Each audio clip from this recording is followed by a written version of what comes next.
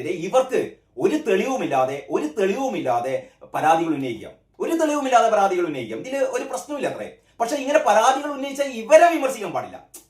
ഇതിന്റെ ഒരു ഇരട്ടത്താപ്പം കൂടെ, അതായത് റിനി ആൻ ജോർജിന് രാഹുൽ മാങ്കൂട്ടത്തിനെതിരെ ഒരു തെളിവുമില്ലാതെ നാട്ടിലൊക്കെ നടന്ന് എല്ലാ ദൃശ്യമാധ്യമങ്ങളോടും ഇവർക്ക് ഇങ്ങനെ തുള്ളിക്കളിച്ചുകൊണ്ട് പറയാം രാഹുൽ എന്നെ എന്താ പറയാ അശ്ലീല സന്ദേശം അയച്ചു, രാഹുൽ സ്ത്രീ പീഡകനാണ് എന്നൊക്കെ പറഞ്ഞ് നടക്കാം.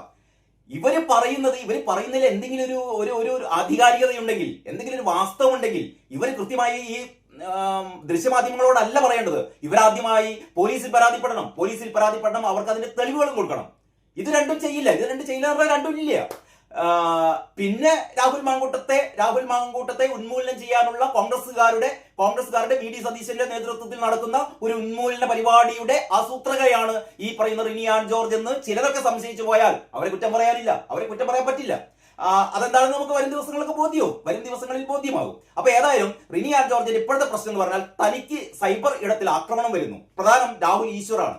കാരണം ഇവിടെ ഈ സാധാരണ CPM-ലെ ഒരു യുവ നേതാവിനെതിരെ ഇങ്ങനെ ഒരു ആരോപണം ഉന്നയിച്ചാൽ പാർട്ടി സെക്രട്ടറി മുതൽ അങ്ങേപ്പുറത്തെ സാംസ്കാരിക നായ്ക്കൾ വരെ എന്ത് ചെയ്യും? ഇതിനെ പ്രതിരോധിക്കും. അങ്ങനെയാണല്ലോ. കാരണം മുകേഷ് എന്ന് പറയുന്ന ഇവരുടെ MLA-ക്കെതിരെ FIR, കേസ്, അറസ്റ്റ്, മുൻകൂർ ജാമ്യമില്ല, അവസാനം കോടതിയിൽ പോയി, ഇപ്പൊ കേസ് വിചാരണയിലേക്ക് പോയിക്കൊണ്ടിരിക്കുകയാണ്. എന്ന് പറഞ്ഞാൽ കുറ്റപത്രമൊക്കെ സമർപ്പിച്ചു. ആ മുകേഷ് നിയമസഭയിൽ ഇരിക്കുന്നുണ്ട്. രാഹുൽ മാങ്കൂട്ടത്തിനെതിരെ FIR ഇല്ല, കേസുമില്ല, പരാതിയില്ല, ഒന്നുമില്ല. ആരോ എവിടെയോ എന്തോ പറയുന്നു. എന്നിട്ട് രാഹുൽ മാങ്കൂട്ടൻ MLA സ്ഥാനം രാജിവെക്കണം എന്നാണ്